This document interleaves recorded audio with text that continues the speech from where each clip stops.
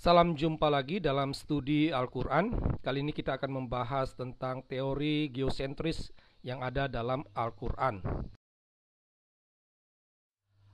Namun sebelumnya kita terlebih dahulu berusaha untuk menyeragamkan paham kita tentang Al-Quran. Al-Quran itu diyakini sebagai wahyu yang langsung dari Allah, wahyu yang langsung turun dari surga. Nah, wahyu langsung dari Allah, langsung dari surga ini mau mengatakan bahwa apa yang tertulis dalam Al-Quran itu merupakan kata-kata Allah sendiri, ya. Jadi tidak ada campur tangan manusia. Allah sendiri yang berkata itu. Nah, Allah yang berkata-kata ini merupakan Allah yang maha mengetahui dan maha teliti. Dalam Al-Quran, frase maha mengetahui itu ada 152 kali disebut, sedangkan frase maha teliti hanya 25 kali disebut. Ya. Oleh karena itulah dalam surah Ali Imran ayat 5 dikatakan, bagi Allah tidak ada sesuatu pun yang tersembunyi di bumi dan di langit. Karena apa? Karena Allah maha mengetahui, Allah maha teliti.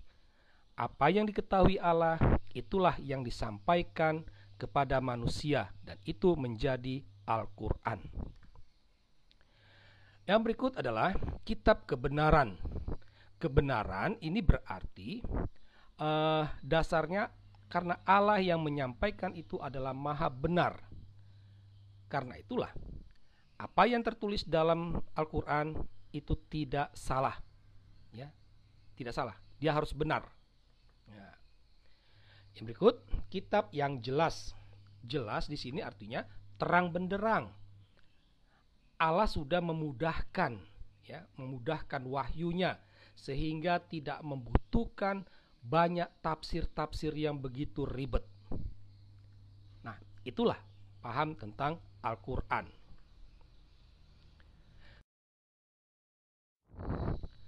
Sekarang kita akan melihat konsep geosentris dalam Al-Quran. Geosentris itu artinya bumi menjadi pusat, sedangkan matahari, bulan, bintang itu dia beredar mengelilingi bumi. Ya. Teori geosentris itu pertama kali dikemukakan oleh Ptolemeus, ya, sebelum Masehi. Ternyata dalam Al-Quran ada begitu banyak ayat yang menegaskan tentang teori ini.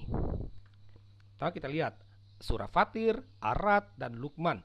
Dalam ketiga surah ini secara sederhana dapat dikatakan Allah mendudukkan matahari dan bulan masing-masing beredar menurut waktu yang telah ditentukan. Masing-masing beredar. Jadi yang beredar itu adalah matahari dan bulan. Dalam surah Ibrahim dikatakan, dan dia telah menundukkan matahari dan bulan bagimu yang terus-menerus beredar dalam orbitnya. Ini kutipan wahyu Allah. Ya. Jadi waktu itu Allah berfirman, dan dia telah menundukkan matahari dan bulan bagimu yang terus-menerus beredar dalam orbitnya. Dalam surah Al-Anbiya dikatakan Allah berfirman, dan dialah yang telah menciptakan malam dan siang, matahari dan bulan masing-masing beredar pada garis edarnya. Dalam surah Yasin ada 2 ayat, ya.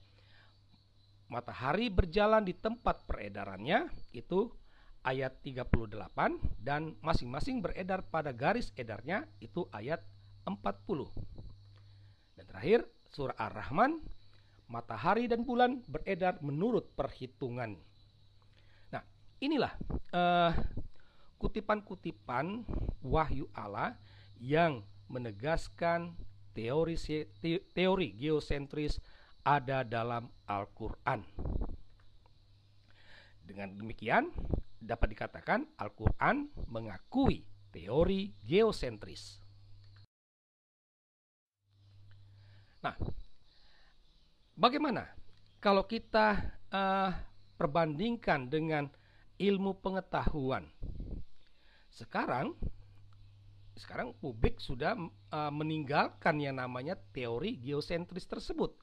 Yang dipegang sekarang adalah teori heliosentris, yang pertama sekali dipelopori oleh Nikolaus Kopernikus dan diteguhkan oleh Galileo Galilei.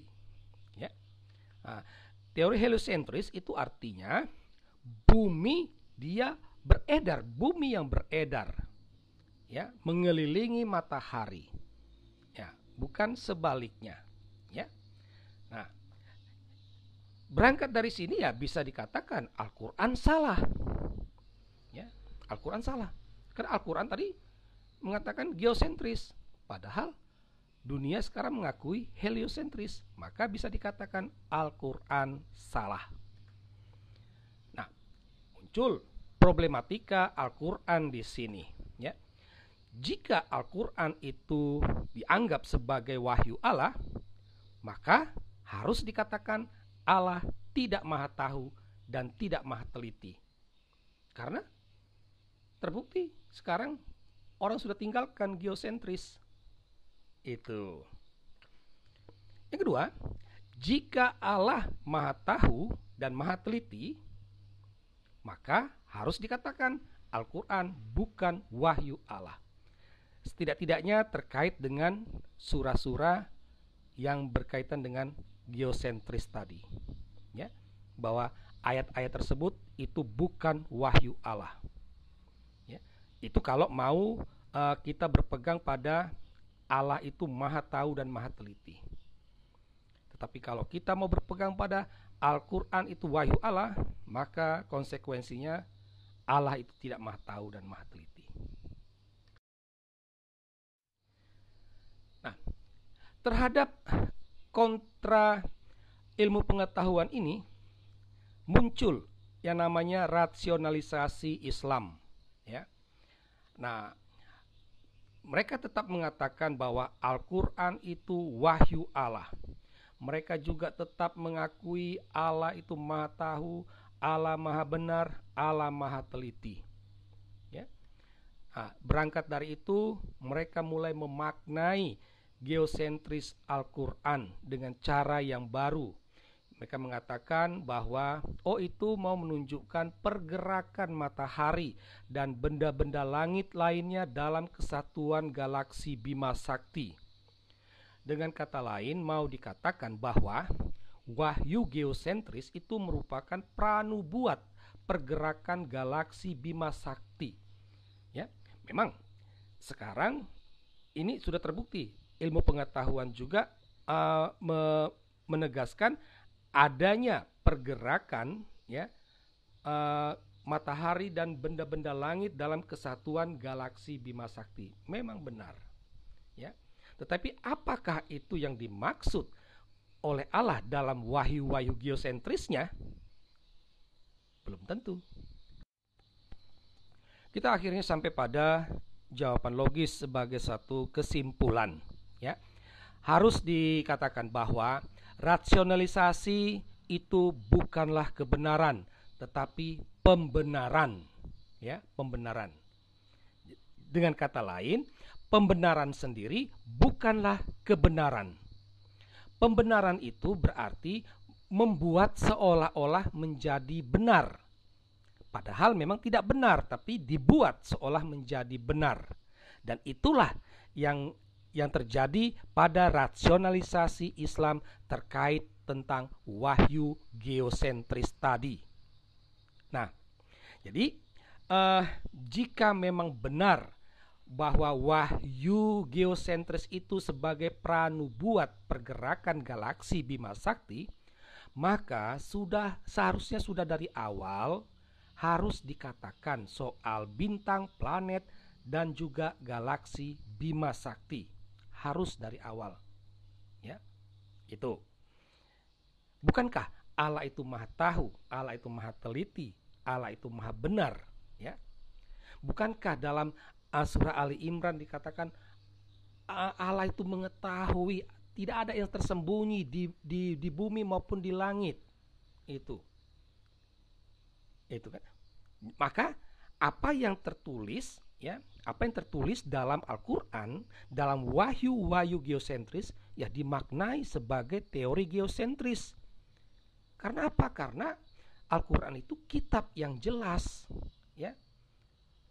Jadi tidak ada kalau penafsiran tentang pergerakan galaksi Bima Sakti itu sudah omong kosong.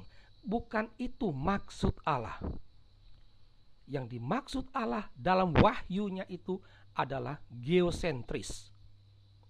Nah, persoalannya tadi, kalau memang benar Allah itu maha tahu, maha teliti, harusnya dari awal itu sudah tertulis kata bintang, kata planet, dan juga kata galaksi Bima Sakti dalam Al-Qur'an. Ya. Sejak abad ke-7 itu harus sudah ada kata bintang, planet, galaksi Bima Sakti. Persoalannya itu tidak ada. Ya. Jadi ini tidak bisa dijadikan pembenaran ya, pembenaran tentang wahyu geosentris tadi. Wahyu geosentris harus dimaknai sebagai teori geosentris. Dengan kata lain, Al-Qur'an mengakui teori geosentris. Sehingga dengan demikian Al-Qur'an salah. Ya. Al-Qur'an salah. Al-Qur'an bukanlah kitab yang benar karena terdapat kesalahan. Sekian dan terima kasih.